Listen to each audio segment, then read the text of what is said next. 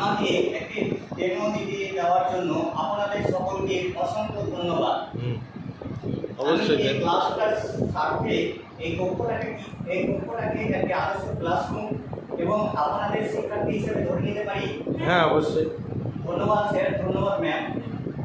তবে আমি শুরু করছি। গুড মর্নিং স্টুডেন্টস, তোমরা সবাই কেমন আছো? খুব ভালো। বেশ ভালো। আর আমিও খুব ভালো আছি। আজ আমি তোমাদের গণিতের একটা নতুন কিছু শেখাবো।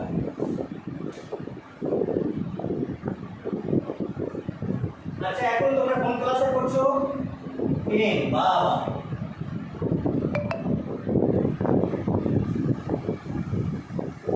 আজকে কত তারিখ কেউ বলতে পারবে? ঠিক বলেছো।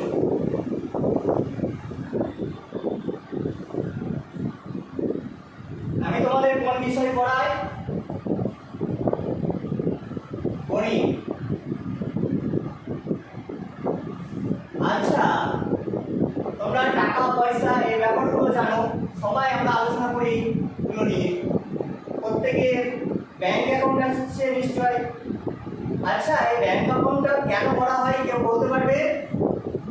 আচ্ছা, অনেকে হাত তুলেছো। আচ্ছা পায়েল, তুমি বলে তো। ঠিক বলেছো, আমরা অ্যাকাউন্টে টাকা জমা রাখার জন্য ব্যাংক অ্যাকাউন্ট করি। আচ্ছা সুস্মিতা, তুমি বলো তো। তুমিও ঠিক বলেছো, আমরা অনেক সময় ব্যাংক থেকে টাকা ধার নিই। সুতরাং ধরো তোমাদের একটা উদাহরণ দিচ্ছি। ধরো কন্যাশ্রী টাকা ঢুকে তো তোমাদের ব্যাংকে ঢুকেছে, ধরো 25,000 টাকা ঢুকেছে।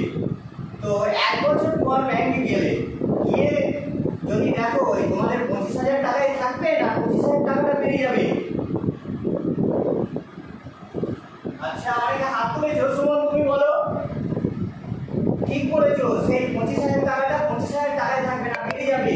এই বেড়ে যাওয়াটাকে কেন বেড়ে গেল এটা কেউ বলতে পারবে? আচ্ছা রেশমা, তুমি বলো। ঠিক বলেছো, এটাকে সুদ বলা হয়। আজকে আমরা এই সরল সুদ নিয়েই আলোচনা করব।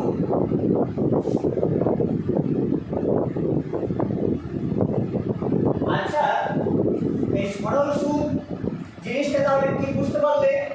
আমরা যে সুদ পাই বা আমরা লোন নিলে যে সুদটা ব্যাংকে দিতে হয় সেটাই হচ্ছে সুদ। এই সরল সুদ জানতে গেলে আমাদের বেশ কিছু জিনিস জানতে হবে।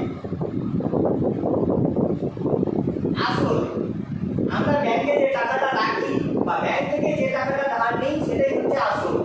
এই আসলের ইংরেজি প্রিন্সিপাল, তাই দিয়ে বড়হাতের টি দিয়ে প্রকাশ করা হয়।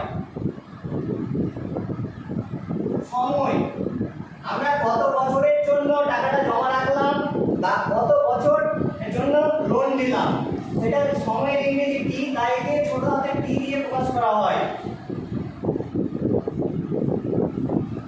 মোট সুদ, সুদের ইংরেজি হচ্ছে ইন্টারেস্ট, তাই একে বড় হাতের আই দিয়ে প্রকাশ করা হয়।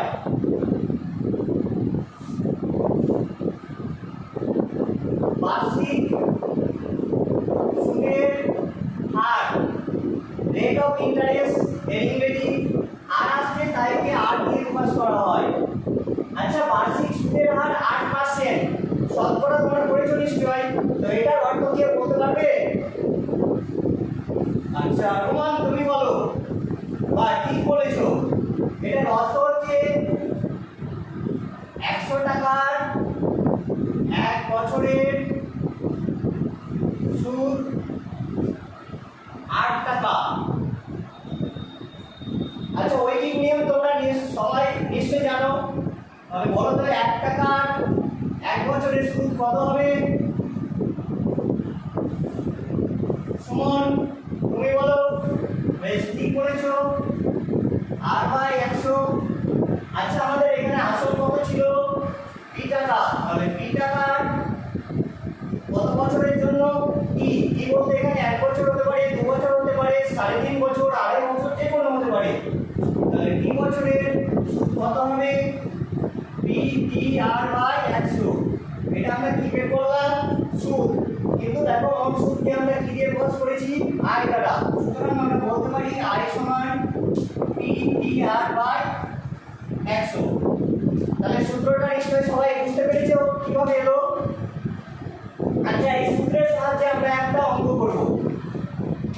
ধরো ব্যাংকে ৫,০০০ টাকা জমা করলে ৩ বছর পর ধরো সুদের হার 10%, তাহলে তুমি কত সুদ পাবে? ক্যালকুলেশন কিভাবে করবো? দেখো, আমরা সূত্র আয় সমান PTR/100। তাহলে এই সূত্রের সাহায্যে যদি আয়ের মান আমরা বের করি, কত হবে দেখো তো। এর মান কত এখানে? ৫,০০০। এর মান কত? কত বছরের জন্য রেখেছি? ৩ বছর। সুদের হার কত পার্সেন্ট? 10% বাই 100। একটা শূন্য, একটা শূন্য, এখানে একটা শূন্য, একটা শূন্য কেটে গেল। এদিকে 5 দিয়ে করলে 1500 টাকা। তাহলে বুঝতে পেরেছো আমাদের কিভাবে আমরা অঙ্কটা করবো। এখানে দেখো অজানা রাশি রয়েছে 1, 2, 3, 4টা। এই 4টা রাশির মধ্যে যে কোনো 3টা রাশির মান জানা থাকলে আমরা চতুর্থ 3টা রাশির মান জানা থাকলে আমরা চতুর্থ রাশির মান বের করব।